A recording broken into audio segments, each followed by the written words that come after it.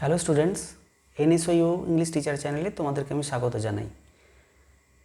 এই মুহূর্তে আমি ইংলিশ অনার্সের স্টুডেন্টসদের জন্য যারা ফার্স্ট ইয়ারে পড়ছো তাদের সিসি 3 পেপার নিয়ে আলোচনা করছি। সিসি 3 পেপারে প্রথমেই যে প্রশ্নটি আছে সেটি হলো, in John Dryden's essay of dramatic poesy who equates Shakespeare with Homer and Jonson with Virgil. উত্তরটি হলো নিয়েন্ডার। আরেকবার বলছি প্রশ্ন এবং উত্তরটি মিলিয়ে নাও, ঠিক লেখা হলো কিনা। In John Dryden's essay of dramatic poesy who equates Shakespeare with Homer and Jonson with Virgil. সঠিক উত্তর হলো নিয়েন্ডার। এটা ক্রিটিসিজম পোর্শন থেকে কিন্তু নেওয়া হয়েছে।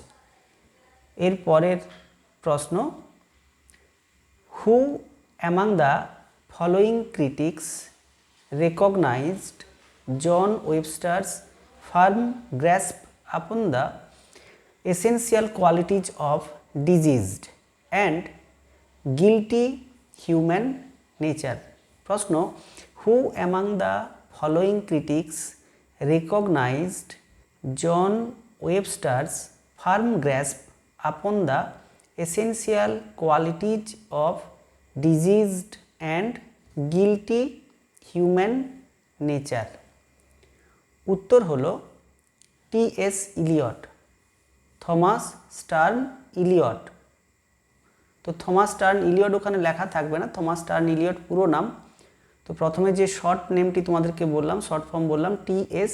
ইলিয়ট, এটি কিন্তু তোমার উত্তর হিসেবে থাকবে টি.এস. ইলিয়ট। চলো দেখি পরের কি প্রশ্ন আছে। এরপরের 3 নম্বর প্রশ্ন দেখো, from which classical influence does Thomas Gray pick the theme of retiring from public life to quietness in Elegy Written in a Country Churchyard. তো Elegy Written in a Country Churchyard Thomas গ্রের লেখা একটি বিখ্যাত poem.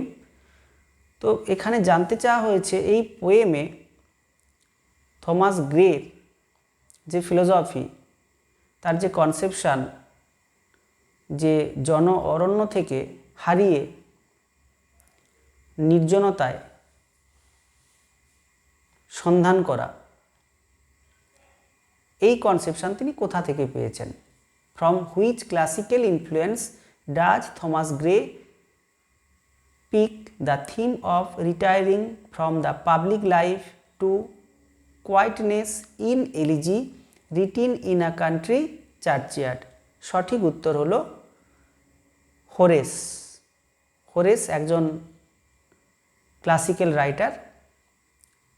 সঠিক উত্তর আরেকবার বলছি, Horace, HORACE। এর পরের প্রশ্ন, নেক্সট প্রশ্ন, কোয়েশ্চেন নাম্বার 4। তো কোয়েশ্চেন নাম্বার 4-এ আমরা দেখে নেব কি প্রশ্ন আছে। Question number 4, who inspires Belinda's dream in the first canto of the Rape of the Lock. Rape of the Lock একটি বিখ্যাত পোয়েম, আমাদের এই সিলেবাসের মধ্যে ইনক্লুডেড। তো একদম প্রথমের দিকে এই পোয়েমে আমরা এই বিষয়টির উল্লেখ পাব, যেখানে বিলিন্ডা নামক যে ফিমেল ক্যারেক্টার থাকবে তার স্বপ্নকে কে অনুপ্রাণিত করছে। তো উত্তর, সঠিক উত্তর হচ্ছে এরিয়েল, ARIEL। সঠিক উত্তর এরিয়েল।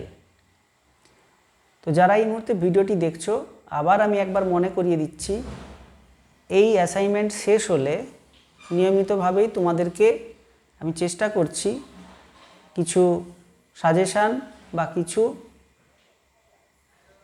ক্লাস দিতে এই রকম ভিডিওগুলির মাধ্যমে। তো তোমাদের কমেন্ট করে তোমরা জানাবে নির্দিষ্ট কমেন্ট বক্সে কোন ধরনের ক্লাসগুলো তোমরা চাইছো বা কোন ধরনের কোন পেপারের সাজেশানগুলো তোমরা চাইছো। তো চলো তারপরে নেক্সট প্রশ্নে আমরা যাই। With which historical movement would you associate John Locke's essay concerning human understanding? প্রশ্নটি আবার বলছি, with which historical movement would you associate John Locke's essay concerning human understanding? তো জন লকের লেখা একটি এসে কনসার্নিং হিউম্যান আন্ডারস্ট্যান্ডিং তার নাম। তো কোন ঐতিহাসিক মুভমেন্টের সঙ্গে এটি জড়িত ছিল, রিলেটেড ছিল, সেই সম্পর্কে জানতে চাওয়া হয়েছে। তো সঠিক উত্তর এখানে হবে এনলাইটেনমেন্ট মুভমেন্ট। কি বললাম? সঠিক উত্তর এনলাইটেনমেন্ট মুভমেন্ট। চলো আমরা নেক্সট প্রশ্নের দিকে যাই। নেক্সট প্রশ্ন, question number 6. Who acclaimed Afra Ben as the first English woman to earn her living by writing? প্রশ্ন, who acclaimed Afra Ben as the first English woman to earn her living by writing? Aphra Behn কে recognise সঠিকভাবে যিনি করেছিলেন তিনি হচ্ছেন Virginia Woolf. Virginia Woolf একজন modern feminist writer আমরা জানি। তো এখানে সঠিক উত্তর ভার্জিনিয়া উলফ। সঠিক উত্তর আবার বলছি ভার্জিনিয়া উলফ। এরপর নেক্সট প্রশ্ন একটু অন্যরকম আছে, এখানে দেখবে, which of the following statements about Dryden's preface to All for Love is incorrect? এখানে বেশ কতগুলো অপশান দেওয়া আছে, সেই অপশানের মধ্য থেকে তোমাকে সঠিক যে উত্তরটি বেছে নিতে হবে সেটি হচ্ছে, it is an error to introduce the character of Octavia. আমি আবার প্রশ্ন এবং উত্তরটি বলছি, একটু মিলিয়ে নাও ঠিক লিখলে কিনা। Which of the following statements about Dryden's preface to all for love is incorrect? It is an error to introduce the character of Octavia. প্রসঙ্গত বলি, যদি চ্যানেলটি ভালো লাগে চ্যানেলটি সাবস্ক্রাইব করবে এবং বন্ধুদের মধ্যে ছড়িয়ে দেবে। যারা আজকে নতুন এই মুহূর্তে চ্যানেলটি আমার দেখছো তাদের বলি কমেন্ট বক্সে কমেন্ট করে জানিও কি করলে চ্যানেলটিকে আরও ভালো করা যায়, কি করলে তোমাদের আরও কাজে লাগবে এই এনএসইউ ইংলিশ টিচার চ্যানেলটি কমেন্ট করে প্লিজ জানাবে আমাকে। আর চ্যানেলটি সাবস্ক্রাইব করতে ভুলবে না তোমরা। এর পরের প্রশ্ন 8-এর দাগে আমরা দেখব কি আছে। In Milton Paradise Lost book 1 by what name was Saturn known previously? John মিল্টনের লেখা প্যারাডাইস লস্ট আমাদের সিলেবাসের মধ্যে ইনক্লুডেড একটি এপিক পোয়েম, যার মধ্যে স্যাটার্ন নামক ক্যারেক্টারকে আমরা পাই।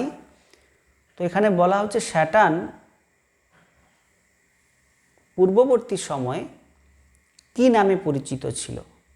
তো সঠিক উত্তর লুসিফার, LUCIFER, যার মানে হচ্ছে bright star or morning star or light bringer, এরকম একটি মানে হয়। লুসিফার যখন গডের এগেনস্টে যুদ্ধে অবতীর্ণ হয়নি তার আগে পর্যন্ত তিনি এই লুসিফার নামেই পরিচিত ছিলেন। তো সঠিক উত্তর এখানে কি বললাম?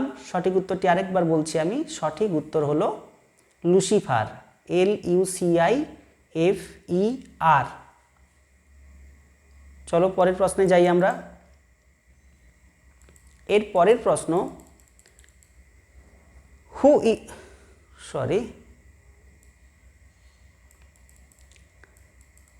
সম্ভবত আমি 8-এর প্রশ্নে আমি ছিলাম। Question number 9, what is the central idea conveyed in John Locke's essay concerning human understanding?